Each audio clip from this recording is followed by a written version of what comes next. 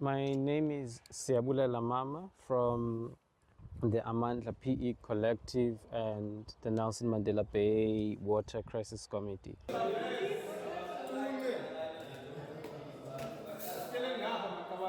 Today and yesterday we organized this water political school because there's an unfolding crisis and there's an unfolding new form of struggle that we finding ourselves in South Africa and beyond.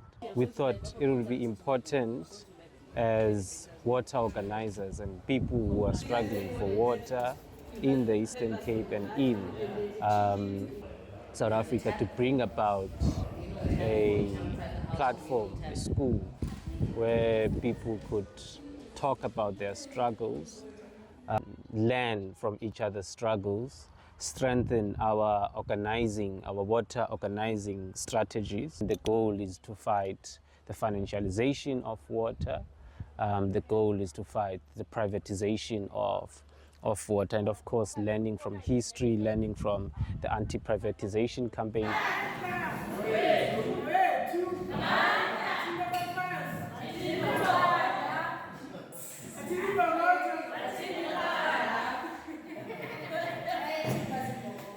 And as we know, in our areas where we are staying, so there's always a growth of population, and therefore we have some extensions. And therefore, based on that, you will see people are still being provided from the old reservoir water, whereas the reservoir, the capacity of the reservoir is not for the number of people that are existing now, which basically means the distribution of water is also based on class perspectives. It's based on class.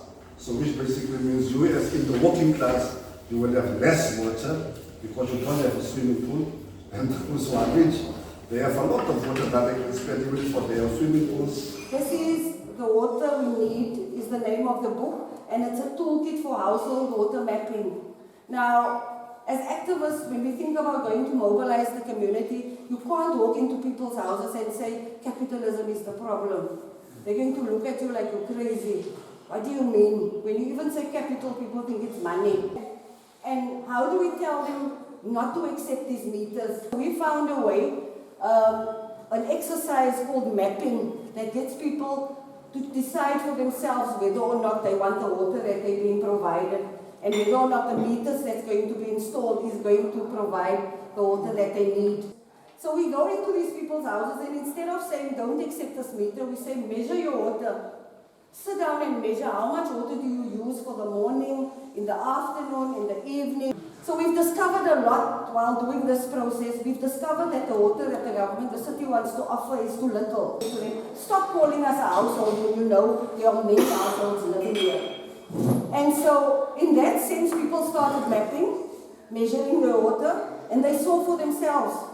And so when the city of Cape Town comes to install these meters, like in Makhanda and Makhanda will tell you how it's going there, the people say no for themselves. They stop the installers from installing the meters because they know now that the water that they want to give is not going to be enough for the family. So for me, water is now a new form and a new basis of struggle. And now most of our organizing, whether it's against big business, whether it's against capitalism, it would have water underlined in it. Water is life and dignity. I think water is a gender-based issue.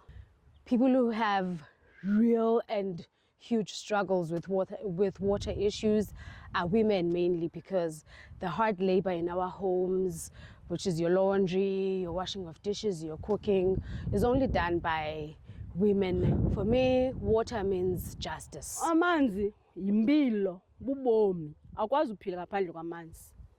Amanzi abubomi. For me, water is life.